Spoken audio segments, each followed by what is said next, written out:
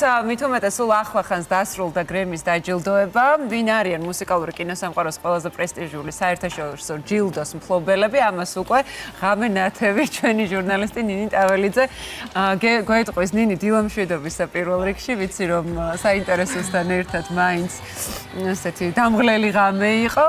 და როგორ განვითარდა მოვლენები გრემის დაჯილდოებაზე, მოდი ამაზე უკვე თავად გითხარი დეტალურად. უბრალოდ ერთი აღსანიშნავი ფაქტი ის არის, რომ ღამე ნათებობა არასდროს არ გეტყობა. ყველაზე კარგი რამ არის. კარგი კომპლიმენტი დაგაციეთ. დილამშვიდობის მოგესალმებით და მივესალმებით ჩვენს მაყურებელს, ასე მუსიკალურად გავაგრძელებ მეც. მithumetes იმისა, რომ მუსიკის უდიდესი ღამე, როგორც გრემს ეძახიან, სულ ცოტა ხნის წინ დასრულდა. გამარჯვებულების ვინაობა მე უკვე ვიცი. ეს იყო რიგით 68-ვე დაჯილდოების ცერემონია, რომელსაც რა თქმა უნდა ტრადიციულად უმასპინძლა კრიპტო არენამ ამერიკის ხმის ჩამწერმა სტუდიამ რჩეულები 95 კატეგორიაში გამოავლინა. გეტყვით იმასაც, რომ წელს ხმის მიცემაში მონაწილეობას 15,000-მდე ადამიანი იღებდა, მათ შორის იყვნენ მუსიკოსები, პროდიუსერები, სიმღერის ტექსტის ავტორები და ასე შემდეგ.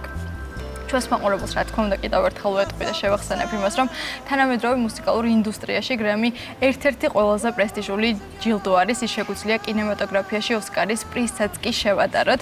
აღსანიშნავია, რომ წელს ყველაზე მეტი 9 ნომინაციით კენდრიკ ლამარი ლიდერობდა, თუმცა მხოლოდ ეს არ იკმარა და რეკორდიც დაამყარა. ის დაჯილდოების ისტორიაში ყველაზე მეტი გრემის მფლობელი რეპერი გახდა და ამით მან ჯეიზის რეკორდი გააუმჯობესა, რომელსაც ამ ეტაპზე აქვს 25 გრემი. მან წლევანდელ ცერემონიაზე კენდრიკ ლამარს დაგვაქვს საუბარი, 5 გრემი მოიპოვა ჯამში და პირველი ესპანურად მოსაუბრე ადამიანი გახდა, ვინც ერთ-ერთ მთავარ კატეგორიაში გაიმარჯვა. ამაზე ოდნავ მოგვიანებით გეტყვით, თუ რომელი კატეგორია იყო ეს. სხვათა შორის ლამარისთვის საკმაოდ წარმატებული აღმოჩნდა გასული წლის ცერემონიაც. გვახსოვს ალბათ ხომ, რომ გრემის ორ ყველაზე მთავარ კატეგორიაში წლის საუკეთესო ჩანაწერი და სიმღერა გაიმარჯვა. ახლა კი რაც შეეხება დანარჩენებს, 7 ნომინაციით მეორე და მესამე ადგილებს ლედი გაგა და ჯეკ ენტონოვი ინაწილებდნენ, ხოლო ბედ ბანი და საბრინა კარპენტერი 6 კატეგორიაში წარადგინეს. სხვათა შორის აღსანიშნავია, რომ წლევანდელი გრემის დაჯილდოების ცერემონია გამორჩეული იყო იმითაც, რომ ამერიკის ხმის ჩამწერმა სტუდიამ საზოგადოებას 2 ახალი ნომინაცია შესთავაზა. ეს არის წლის საუკეთესო ტრადიციული კანტრი ალბომი, რომელშიც ამერიკელმა კანტრი ჟანრის მომღერალმა ზაკ ტოპმა გაიმარჯვა და ალბომის საუკეთესო გარეკანი, რომელიც ამერიკელმა რეპერმა ტაილერ The Creator-მა დაიმსახურა. და ეს არის მისი რიგით მერვე სტუდიური ალბომი, რისთვისაც მიიღო საუკეთესო გარეკანი. ესეთი ახალი ნომინაციები შემოგთავაზა ამერიკის ხმის ჩამწერმა აკადემიამ. მე ამ ნომინაციაში გამარჯვება ნამდვილად არ ვიცი, მაგრამ ალბათ ვიცი რა, მაშინ როცა მუსიკალურ ინდუსტრიაში ხარ, ალბათ ყველა დეტალს მნიშვნელობა აქვს გაყიდვებისთვის. ალბათ. იმიტომ რომ ფაქტობრივად, როდესაც უყურებთ ალბომს, პირველი ალბათ იქცევს ყურადღებას ყოველთვის ხოლმე გარეკანი და ალბათ ამ კუთხით თუ განვიხილავთ. იგივეა სილამაზის კონკურსზე მის ინტელექტს განაჩენია. აი ზუსტად. არ მოგვეწონა ეს ნომინაცია, მოკლედ როგორც მივხვდი. ვერასდროს ვიგებდი ხოლმე რატომ იყო ეს სილამაზის კონკურსზე მის გრემის დაჯილდოების ცერემონიის წამყვანი წელს უკვე მე-6-ეთ და როგორც ამბობენ საბოლოოდ იყო კომიკოსი და მსახიობი ტრევორ ნოა. სხვათა შორის ტრევორი გრემის ერთ-ერთი აღმასრულებელი პროდიუსერიც არის და მთელი საღამოს განმავლობაში არ მოაკლო, ასე ვთქვათ, იუმორი და კარგი განწყობა და მთლიანად ეხებოდა ამერიკაში ახლა მიმდინარე პოლიტიკურ პროცესებს. გრემის ცერემონიაზე ტრადიციულად პატივი მიაღწიეს იმ ადამიანებს, რომლებიც მუსიკალურმა ინდუსტრიამ გასულ წელს დაკარგა. ეს ყოველთვის ხდება ხოლმე გრემის ცერემონიაზე, მათ შორის ოზი ოსბორნსა და დიენჯელო. სხვათა შორის ცერემონიაზე იმყოფებოდა ოზი ოსბორნის მეუღლე შერონ ოსბორნიც. ასევე გრემის დაჯილდოების სცენაზე საზოგადოება მიხვდა ისეთი შემსრულებლები, როგორებიც ლედი გაგა, საბრინა კარპენტერი, ჯასტინ ბიბერი, ფარელ უილიამსი, ჰარი სტაილსი და ოლივია დინი არიან. გრემის ყველაზე მნიშვნელოვანი მოკლედ ნომინაციები არის ეგრეთ წოდებული დიდი 4-ეული და ეს არის წლის საუკეთესო ჩანაწერი, საუკეთესო ალბომი, საუკეთესო სიმღერა და საუკეთესო ახალი შემსრულებელი და სწორედ ამ კატეგორიების გამოცხადებას ელოდება ხოლმე ყველაზე მეტად მსოფლიო და ჩემს დღევანდელ რა თქმა უნდა მიმოხილვასაც სწორედ ამ ნომინაციებში გამარჯვებულებით დავიწყებ და მოკლედ დავიწყოთ. პირველი და მთავარი ნომინაცია. წლის ალბომის კატეგორიაში გრემი გადაეცა Bad Bunny-ს ნამუშევრისთვის. Deb Tiranma Photos ასე ქვია. ამ ნაბიჯით ის პირველი ესპანურად მოლაპარაკე ადამიანი გახდა, ვინც გრემის ჯილდო მიიღო. აღსანიშნავია ის ფაქტიც, რომ Bad Bunny-მ საკმაოდ კარგი კონკურენცია გაუწია ისეთ შემსრულებლებს, როგორებიც Justin Bieber, Lady Gaga და Sabrina Carpenter არიან. წინა წელს ეს ჯილდო Beyoncé-მ დაიმსახურა, თუ გახსოვს და როგორი ემოციური იყო საკმაოდ და რეკორდსმენი გახდა Beyoncé და წელს უკვე ყავს ამ ტიტულის მფლობელი უკვე Bad Bunny. აი მე ნახე, რამდენი ხარია ესე გაჩეშებულ მდგომარეობაში. არ ელოდებოდა ნომინაციაში გამარჯვებას. მოკლედ, წლის საუკეთესო ჩანაწერის კატეგორიაში კი გაიმარჯვა Kendrick Lamar-ისა და SZA-ს საერთო ნამუშევრმა სახელწოდებით Luther. SZA-ს რეალური სახელი უთხრათ ჩვენს მაყურებელს არის Solana Imani-Rowe, თუმცა მას ვიცნობთ სასცენო ფსევდონიმით SZA და ის არის ამერიკელი მომღერალი და სიმღერების ავტორი. ვნახოთ წლის საუკეთესო სიმღერის კატეგორია, რომელშიც გრემი გადაეცა Billie Eilish სიმღერისთვის სახელწოდებით Wild Flower. სხვათა შორის საკმაოდ კარგი კონკურენცია გაუწია Eilish-მა Lady Gaga, Sabrina Carpenter-ს, Bad Bunny-ს და Kendrick Lamar-ს, რომლებიც ასევე იყვნენ წარდგენილები ამ კატეგორიაში. და სხვა შორის აღსანიშნავია, რომ Eilish-ისთვის ეს არის რიგით მეათე გრემი. გასულ წელს ის გრემის გარეშე დარჩა, თუმცა როგორც ვხედავთ, წელს ეს ყველაფერი ნამდვილად გამოასწორა. მეოთხე მნიშვნელოვანი დიდი ოთხეულის ბოლო კატეგორიაში გამარჯვებულიც უთხრათ ჩვენს მოყურებელს, ეს არის წლის საუკეთესო არტისტის წოდება.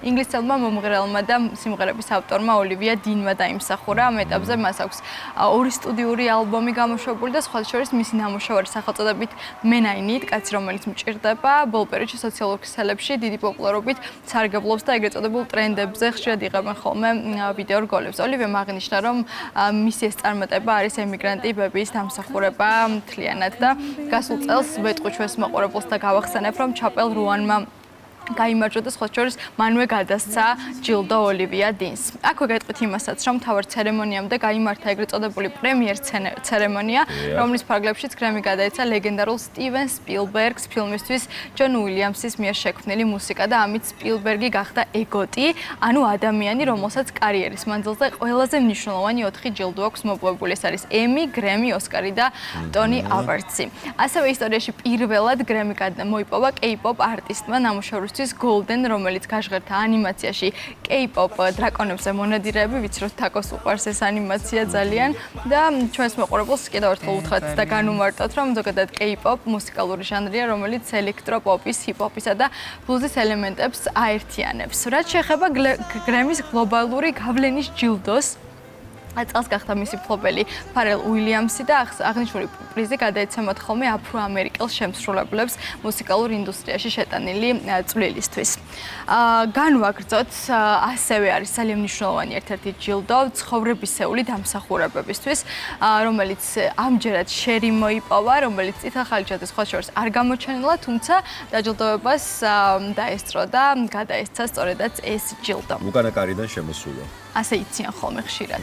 მოკლედ, უნდა გადავიდე, რა თქმა უნდა, ცერემონიის კიდევ ერთ მნიშვნელოვან ნაწილზეც, მაგრამ გეტყვით იმას, რომ უკვე მეოთხე წელია აქტიურად ვაშუქებ პირადად მე გრემის დაჯილდოების ცერემონიას, თუმცა შემიძლია ვთქვა, რომ ასეთი ცოტა ვარსკვლავი არ მახსოვს წითელ ხალიჩაზე. არ იყვნენ, თქო, Beyoncé, Taylor Swift, Selena Gomez და Benny Blanco, მიუხედავად იმისა, რომ მათი ერთობლივი ნამუშევარი წარდგენილი იყო ერთ-ერთ ნომინაციაში, არ გამოჩენილა არც Weekend-ი, არც Ariana Grande, არც Cynthia Erivo, Timothy Chalamet, Kylie Jenner და სხვა შორის მალევე დაიწერა ამაზე უცხოურ მედიაში და როგორც საერთაშორისო გამოცემები წერდნენ, ამის მიზეზი ის გახლდათ, რომ მოკლედ ვარსკვლავების სხვადასხვა პროფესიული ვალდებულებების გამო იმყოფებოდნენ ადგილობრივად სხვა ტერიტორიაზე ამ შემთხვევაში. თუმცა აქვე მინდა კიდევ ერთი საინტერესო ფაქტი აღვნიშნო, რომ წელს როგორც არასდროს რთული იყო გაგერჩია ხელოვნური ინტელექტით გენერირებული ცნობილი ადამიანის ფოტო წითელ ხალიჩაზე რეალურისგან და მაგალითად აი რო დასრულდა უკვე წითელი ხალიჩა, გავრცელდა კეტი პერისა და ჯასტინ ტრიუდოს ერთობლივი სურათი წითელ ხალიჩაზე და აი მაშინ რომ მეთქი რაღაცა აი გამომრჩა და მოდი აი გადავამოწმო, იმიტომ რომ ვუყურებდი და როგორც აღმოჩნდა ის იყო სწორედ ხელოვნური ინტელექტის გენერირებული ფოტო, ასე რომ ეს აღსანიშნავი იყო ამ შემთხვევაში. ბოლო პერიოდში ძალიან ბევრი ადამიანი, ეგრეთ წოდებული ინფლუენსერი, მეგონა რეალურ ადამიანთან მქონდა საქმე და აღმოჩნდა რომ უბრალოდ ხელოვნური ინტელექტია და მე და ჩემი ოჯახის წევრები შემდეგ ვაკვირდებოდით და ბოლომდე ვერ ვიჯერებდით. ძალიან რთულია გაარჩია, იმიტომ რომ ძალიან ზედმიწევნით არის ხოლმე. ამ თანამედროვე ტექნიკებს იყენებენ გრემზეც. თუმცა მოდით მაინც გადავალოთ, რა თქმა უნდა, თვალი და ახლა ერთად გავიაროთ გრემის წითელ ხალიჩაზე. რა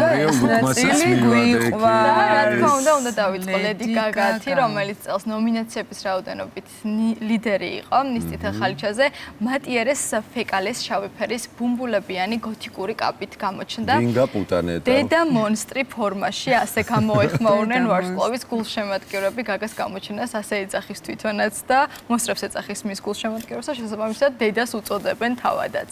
მომღერლის ამ ჩაცმულობამ ძალიან ბევრს ფილმის სახელწოდებით შავი გედი მოაგონა და ამის გამო მას გრემის წითელი ხალიჩის შავი გედიც კი შეარქვეს. თქვენს ხომ არ გაგახსენათ ეს ცნობილი კინოსურათი? კი, სადღაც ასოციაციურად უკავშირდება. მაგრამ მე ერთ რაღაცას ვაკვირდები რომ ლედი გაგამ ან რამე უნდა გაატყავოს და ის შემოიხვიოს ტანზე, ან რამე უნდა გაპუტოს და ის რაღაცა ეგეთი უნდა გააკეთოს. რაღაცა ყოველთვის ველოდებით ხოლმე სიახლეს ლედი გაგასგან. ვნახოთ რა თქმა უნდა საბრინა კარპენტერიც, რომელიც ნომინაციების რაოდენობით წელს ასევე ერთ-ერთი ლიდერი იყო. მან ვალენტინოს თეთრი ფერის კაბა მოირგო, რომელიც მთლიანად მძივებით, მარგალიტებითა და კრისტალებით იყო გაფორმებული. სხვათა შორის პირველი გრემი კარპენტერმა გასულ წელს მოიპოვა და როგორც მან მოგვიანებით აღნიშნა, ეს ყველაფერი ოცნების ახდენას ჰგავდა და სხვათა შორის მინდა გითხრათ, რომ კარგი გამოხმაურება ჰქონდა დადებითად გამოეხმაურნენ ამ ჩაცმულობას. დახვეწილი არის, რომ თქვენ ზემგონი მოგწონთ.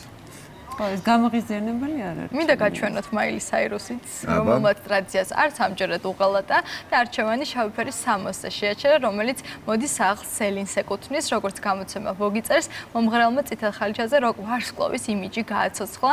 შავი ფერის სათვალე, ეს რაღაცა ბროში არის. თვალი რომ არ ეცეს ალბათ რაღაც ისე.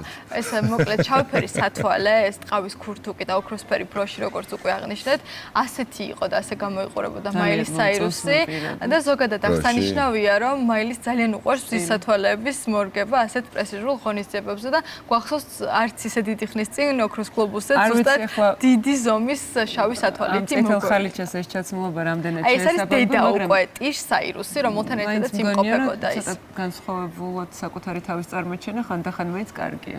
აი მოგვეწონა. მე მომწონს. ძალიან კარგი. გავაგზავნოთ მაშინ ბილი აილიშით მოკლედ და არჩევანი მან შავი და თეთრი ფერის კომბინაციაზე შეაჩერა. მან შვედი დიზაინერის ერენ ჰოდაკოვას 60 მოირგო. აღსანიშნავია, რომ აილიში წელს გრემის ორ მთავარ ნომინაციაში იყო წარდგენილი და ერთ-ერთ ნომინაციაში, როგორც თქვით, მისმა ნამუშევარმა მოიპოვა გრემი. ჰეილი და ჯასტინ ბიბერებიც ვაჩვენოთ ჩვენს მაყურებელს, რომლებმაც ასევე შავ ფერზე მოკლედ შეაჩერეს არჩევანი.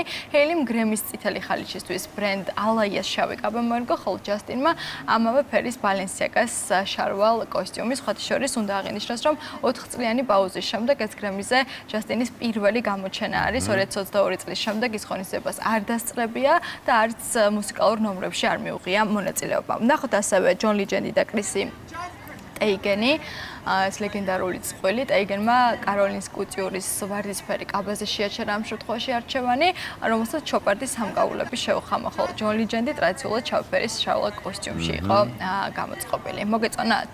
მე ეს ქალი ზოგადად მომწონს და ამ კაცის ხმაც მიყვარს. საერთოდ კარგი კომბინაცია შექმნეს, ხო? კი, დახვეწილია ნამდვილად. უბრალოდ მე ის ფერი არ მომწონს ის. კაბისფერი მოკლედ არ მოგვეწონა. გრემის წითელ ხალიჩაზე ვიხილეთ პერის ჰილტონით, რომელმაც ნიკოლას ჯებრანის შავი ფერის კაბა და ჩოპარდის სამკაულები მოერგო. მოკლედ, რასაც ვაკვირდებოდი, ძირითადად შავი ფერი, ვერცხლისფერი, რაღაცა გაფორმებებით ძირითადად დომინირებდა წლევანდელ წითელ ხალიჩაზე გრემის. რიტა ვილსონიც ვნახოთ, ბრიტანელი დიზაინერის ჯენი პეკემის შავი ფერის კაბაში მოგვევლინა, რომელიც ვერცხლისფერი, ამ შემთხვევაში ვერცხლისფერი დეტალებით იყო გაფორმებული. ის წითელ ხალიჩაზე შვილიშვილთან ოლივია ჰენგსთან ერთად მივიდა და ახლა კადრებშიც უნდა ხედავდეს ჩვენი მაყურებელი. სხვათა შორის საკმაოდ დიდი გამოხმაურება მოჰყვა წითელ ხალიჩაზე ჰაიდი კლუმის გამოჩენას, რომელმაც დიზაინერ მარინა ჰოერსმან სენდერის ხორცისფერი ლატექსის კაბა მოირგო. ამ ჩაცმულობამ საზოგადოების ნაწილს კანი ვესტის მეუღლე ბიანკა ცენსორი მოაგონა, რადგან ბიანკა ვიცით ხომ ყველთვის ცნობილი არის, რომ მსგავსი სტილის სამოს ხშირად ირგებს ხოლმე. მოგეწონათ? რა ვიცი, რაღაც პლასტმასააცვია აშკარად, ეს არ არის ის. თქვა ასეთი რაღაც, რომ მოდიოდა, ასე ვთქვათ, გრემის დაჯილდოების ცერემონიაზე, ესე მანქანაში, ასე ვთქვათ, ძლივს შედეს. ხო, ასე თქვა, ასე დაჯდებოდა.